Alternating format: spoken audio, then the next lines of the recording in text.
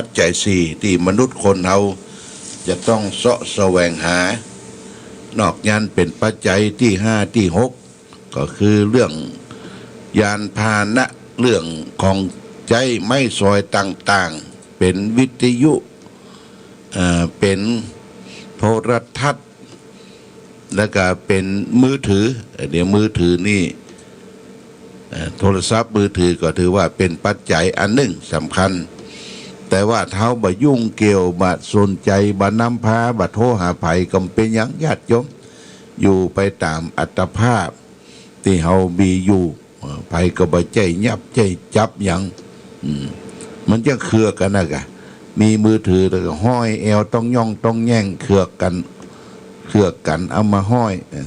เดี๋ยวก็จกมาถ่ายนั่นจกมาถ่ายนี่นี่ก็คือเรื่องบริโภคปัจจัยแต่ทุกสิ่งทุกอย่างนั้นมันเป็นเรื่องการใช้จ่ายสตางค์หมดนะญาติโยมนะใช้จ่ายสตางค์หมดนะอะโลแต่ละครั้งแต่ละทีก็ออกไปละบาท2 บาท4 5 บาทเขาก็รู้สึกตัวว่าเขาเสี่ยงไปเสียไปปัจจัยสตุ้งสตางค์ต่างๆแต่รายได้บ่มีอย่างแต่รสนิยมสูงรสนิยมสูงก็คือมีนั่นมีนี่มาอวดมาโชว์กันญาติโยมนะอวดโชว์กันสิ่งทั้งหลายทั้งปวงบางสิ่งบางอย่างบ่มีความจำเป็นเขาก็บ่ต้องไปเสาะแสวงหาเนาะญาติโยมมันคือเกิดความทุกข์ทางกายทางใจของเขาวันนี้ได้มาพบญาติโยมก็จะอู้เรื่องของอบายมุขคือความเสื่อมเสียความเสียหายที่มาเป็นผีร้ายสิงอยู่ในจิตในใจเขาวันนั้นหลวงพ่อได้อู้ถึงผีร้าย6 ตัวไปแล้วนะที่เปิ้นพลูกเป็นคำกรสอนใจว่าผีที่1ชอบสุราเป็นอาจินไม่ชอบกินข้าวปลาเป็นอาหารผีที่2ชอบเที่ยวยามวิกาลไม่รักบ้านรักลูกรักเมียตนผีที่3ชอบเที่ยวดูการละเล่นไม่ละเว้นบาครับละครขนสีที่4ชอบชั่วมั่วกับจนหนีไม่พ้นอาทยาตราแผ่นดินผีที่5ชอบเล่นม้ากีฬาบัตรสารพัดทัวโปไฮโลสิ้นผีที่6เกลียดค้านการทำกินมีทั้งสิ้น6ผีอัปปีเอ่ยคำว่าผีนี่มันคือพูดผีปีศาจเที่ยวมารอกมาหลอนมันบหันตัวญาติโยมบหันตัวผีตั้งนอกป้องกันได้เฮาก็มีกรรมไว้กรรมสาระลึกถึงพระพุทธเจ้านะโมตัสสะภะคะวะโตพุทโธนี่ก็ใจได้แต่ผีที่เข้ามาสิงตั้งในนี่ก็ปดโทเอาใจแยะอย่างใดแก้ไขต้องอาศัยหลักธรรมหลักสัจธรรมคำสอนของพระพุทธเจ้าทีนี้วันนี้จะมาอู้ถึงเรื่องของน้ำเมาหรือสุราเมลัยนะญาติโยมสุราก็คือสิ่งที่เพิ่นกลั่นมาแล้วนะกลั่นมาเป็นดีกรีต้องอั้นเต้าอี้มาให้คนได้ดื่มเมลัยก็คือเครื่องดองของเมาเครื่องดองเครื่องมักเมลัยเนี่ยจะเป็นเหล้าน้ำขาวจะเป็นอย่างที่เปิ้นมักเปิ้นดองเป็นเบียร์เป็นอย่างก็เป็นเมลัยไอ้เหล้าที่กันเนี่ยญาติโยมเหล้าที่กันเนี่ยบัดเดี๋ยวนี้เปิ้นก็ส่งเสริมให้คนมีอาชีพต้มเหล้าและขอสัมปทานเองขออนุญาตเองต้มเหล้านี่นะต้มเหล้าแล้วก็เหล้าเถื่อนนี่อาตมาได้เคยไปดูเปิ้นต้มตั้งฝั่งตรงข้ามกับสามเหลี่ยมทองคำนี่นะตั้งเมืองลาวแต่ก่อนนี่ไปเปิ้นต้มกันเป็นจะเป็นนะต้มเหล้าเอาใส่ลินลงแล้วก็ใส่เป็นขวดแล้วก็ส่งมาขายตั้งไทยหรือว่าเหล้าขาวถามว่าดีกรีเท่าไหร่มันเกิน40 ดีกรีขึ้นไปบอกว่า ถ้าจะให้มันคืนน้อยๆต้องเอายาเอายากำมอกโซนเนี่ยยาฆ่าหญ้านี่นะเอาคาเนี่ยไปจุ่มกำมกสมเอาไปจุ่มที่มักที่ดองที่เล่านำข่าวเนี่ยมันจะล้วนเวยวะญาติโยมมันจะล้วนเวยสำหรับน้ำเข้าที่ไปแจ้เป็นน้ำสาเนี่ยมันล้วนแล้วก็มาต้มแต่สารพิษที่มันเจือปนอยู่กับสารพิษที่อย่างยากำมกโซนนี่อย่างยาฆ่าหญ้าอย่างนี้นะมันว่าหายในญาติโยมมันฆ่าบ่ตายมันก็สิงฝังอยู่ในสุรายาเมานั่นเอาก็เอามาเลี้ยงมาดูเป็นเหล้าถูกเป็นเหล้าบ่ได้กลั่นดีกรีเกินกว่า40 ดีกรีบางทีถอกแล้วก็ยังไฟเขาบุบได้อยู่อะปดโตมันก็ไม่ปอดไม่ไส้ไม่คอกะเนาะไม่ปอดไม่ไส้ไม่คอเฮาปัทมือคนเฮาเสียสุขภาพร่างกายทอมซินอักเสบเป็นโรคตับแข็งเป็นโรคปอดชื้นเป็นโรคกระเพาะวะเป็นโรคกระเพาะวากวา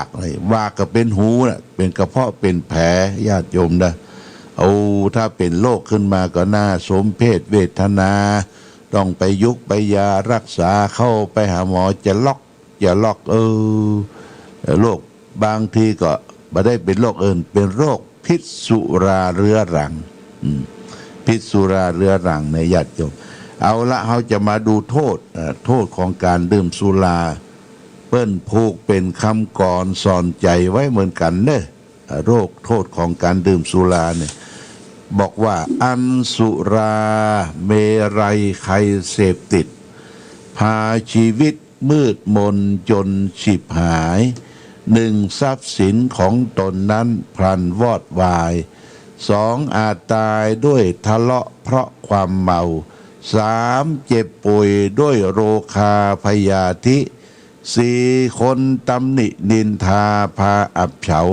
5หน้าด้านหนักหนาเวลาเมา6ปัญญาเขาหดหมดสิ้นเนี่ยมีโทษถึง6อย่าง1เสียทรัพย์2ก่อการทะเลาะวิวาท3เกิดโรค4ต้องถูกติเตียน5บรรลุจักละอาย6ถอนกำลังปัญญานี่ญาติโยมเนี่ยอันเสียทรัพย์นี่เป็นประการแรกเขาว่าเหล้ามันจะแปลงก็ขวดแรกว่าขวดแรกขวดเก้าเหล้าแปลงถ้าได้เมาได้ที่เอามาคนมาถ้าสตางค์บัดกุ้มบ่ปอก็เชี่ยไว้ก่อนเตอะหน้านี่เตอะหน้าเอาเข้าเป็นพลุงพลังเป็นหนี้เป็นสินนี่ต้องเสียทรัพย์สินเงินทองนะข้อที่1 2ก่อการทะเลาะวิวาทนี่เป็นอาจินที่หันเนี่ยญาติโยมยกพวกตีกันวางละกุยกันบุบกันตีกันฆ่าฟันบั่นแตงเอาปืนมายิงกันบางทีก็ในวงนะบางทีก็เป็นญาติเป็นพี่เป็นน้องกันทะเลาะวิวาทกันนี่ก็เพราะสุรามันเป็นเหตุนะสุราเป็นเหตุอุบัติเหตุทั้งหลายทั้งปวงที่เกิดขึ้นก็เช่นเดียวกันญาติโยมขับรถขับรางฟ้าวฟั่งขาดสติขาดความยับยั้งชั่งใจอย่างอาหารในโทรทัศน์แม่เพิ่นบอกว่าลูกบ่ต้องออกไปเนอะเมาแล้วบ่ต้องออกไปได้แม่บ่ต้องออกไปสันดื้อดึงขี่รถเครื่องออกไปสุดท้ายเป็นจะใดแม่ต้องมาเฝ้าลูกห้อยเปียเสียแขนเสียแข้งเสียขารถไปแสลบไปจนกันเนี่ยญาติโยมเนี่ยก็คือข้อ2นี่คือการทะเลาะวิวาทเป็นเหตุเป็นปัจจัยข้อ3เกิดโรคกินเหล้านักเกิดโรคอย่างโรคทอนซิลอักเสบปากโห้โรคตับแข็งโรคกระเพาะวากโรคกระเพาะเป็นแผล โรคลิซึมลิซึมก็คือถ้าบ่ได้กินมือสั่นดึ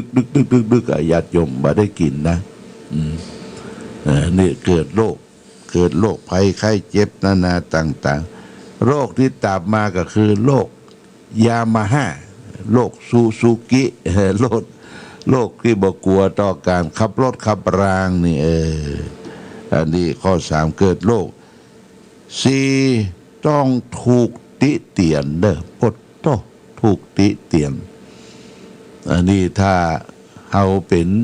คงคารวาสยาวเรือนหรืออยู่ในขั้นที่นุ่งขาวนอนวัดนอนวาถ้าเหม็นเหล้าตึ้งเนี่ยเขายังตินะติเตียนหัวแล้วไปปอถ้าเหล้ามันสดไปในวัดแหมไปสดมันว่ากินเหล้าในวัดพ่องเอาเข้าพระเจ้าพระสงฆ์เลมยศด้วยเปิ้นเนี่ยถ้าวัดไหนมีคนไปกินเหล้าในวัดสังสรรค์เฮฮาดูเจ้าพระสงฆ์ลักกินสุราเนี่ยพิษเพิ่นก็จับก็ยับไปซึกขาลาเพศแป่งเลียปากแลบนะญาติโยมสำคัญนะเด้ออันนี้สุราเป็นเหตุนะต้องถูกติเตียนถูกติชินนินทาเล่าหน้าจากขวัญศีลข้อ5เนี่ยสุราเมรยะมัชฌะปมาทัฏฐาเวระมณีสิกขาปะทังสมาธิยามิใครไม่พึงดื่ม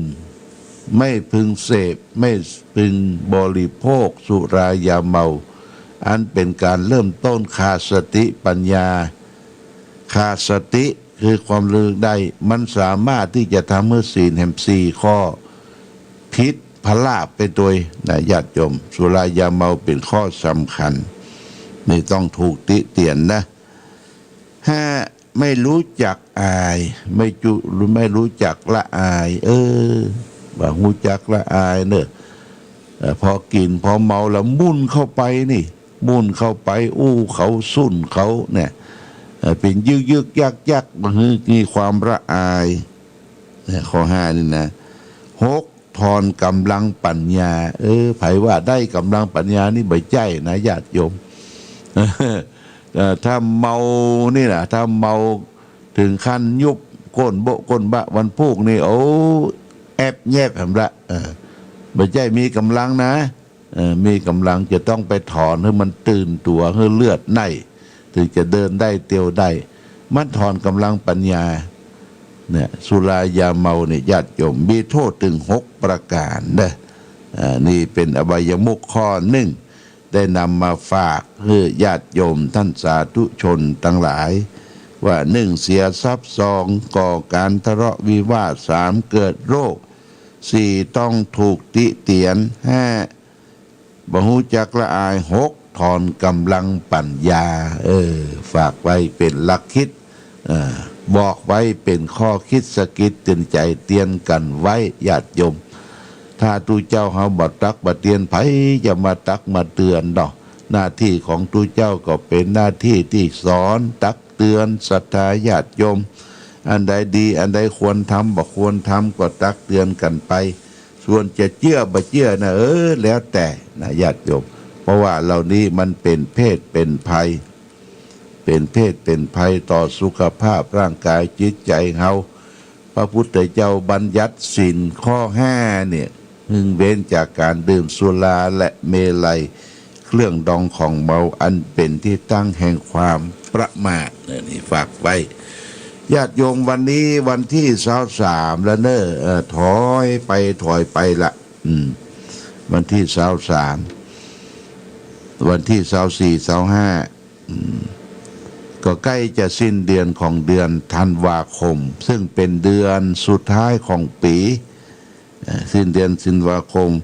วันสิ้นปีนี่เขาก็จะมีการสวดมนต์ข้ามปีญาติโยมสวดมนต์ข้ามปีนั่นก็จัดที่วิหารพระเจ้าละแข่งสำนักปฏิบัติธรรมแล้วก็สวดออกอากาศเนี่ยสวดออกอากาศออนไลน์ไปถึงบ้านพ่อแม่พี่น้องญาติโยมจะนั่งไหวจะนอนไหวจะลุกไหวอย่างใดก็ตามอนุโมทนาสาธุสวดมนต์ข้ามปีพร้อมกัน นี่ก็ประชาสัมพันธ์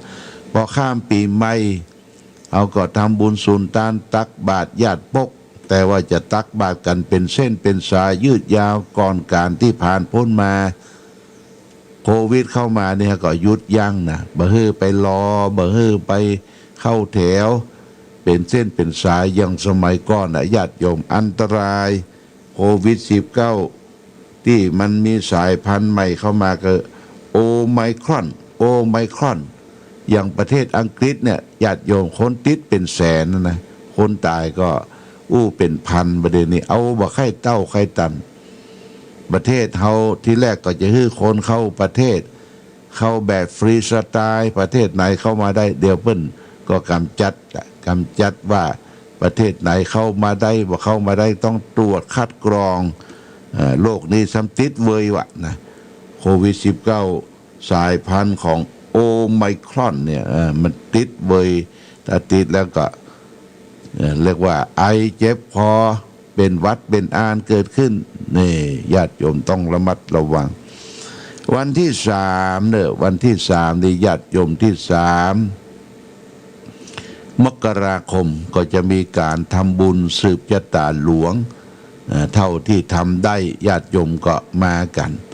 และเป็นเจ้าภาพสังฆทานมาจองเตียนมงคลรัตน์มงคลรัตน์สืบชะตาลดเคราะห์สืบชะตารับโชคและเตียนอิติปิโส108 4 เล่มนี่เขาฮือตั้นได้ปูจากันชุดละ108 บาท108 บาทเท่ากูลของพระพุทธพระธรรมพระสงฆ์กูลพระพุทธ56กูลพระธรรม38กูลพระสงฆ์14เปิ้นจะเอาเตียนที่เขาบูชาเนี่ยมาเขียนชื่อเขียนนามเป็นชุดของท่านชื่อนี่เขียนบนกระดาษก่อนแล้วเขาจะเขียนแต่ก็เวลาจะบูชาเนี่ยเขียนตั้งสายตั้งเขาจะจุดลงแต่เตียนนี่จะเข้าพิธีสืบชะตาก่อนวันที่3เนี่ยมารับกันวันที่3มารับกันต้องขอโมทนากับทุกท่านญาติโยมสาธุชนที่จะได้ไปร่วมในการสืบชะตาขึ้นปีใหม่วันนี้นี่ตังวัดเขาก็เตรียมกาแฟเตรียมขนมโดยการบริจาคของคุณโยมวีนาปลงอมรพรหมห้ามจุนจงกัดโชคยิ่งเจริญและคุณกนกพิษชัยนาร้าน2พี่น้องอันนี้เพิ่งจะเตรียมเข้ากันจิ้นญาติโยมเข้ากันจิ้น200 ชุดนะ200 ชุด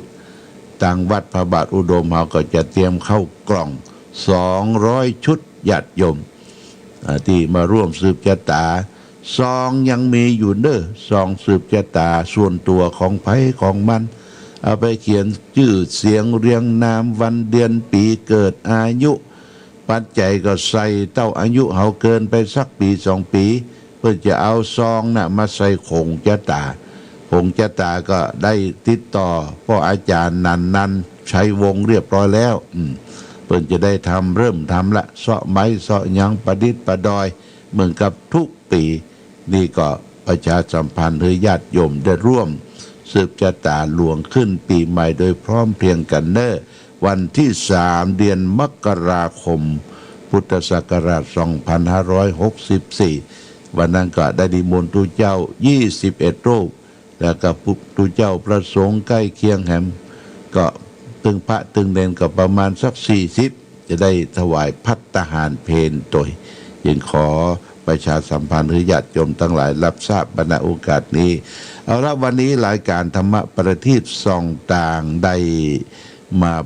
มาพบญาติโยมท่านสาธุชนทั้งหลายพอสมควรแก่กาลเวลาขอความผาสุกความมีธรรมจงบังเกิดมีแก่ญาติโ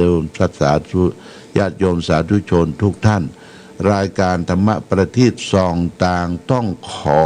ลาก่อนขอผู้ฟังจงตั้งมั่นจิตหันษาด้วยธรรมะขององค์พระพุทธาได้นำพาให้เกิดความสุขสงบเย็น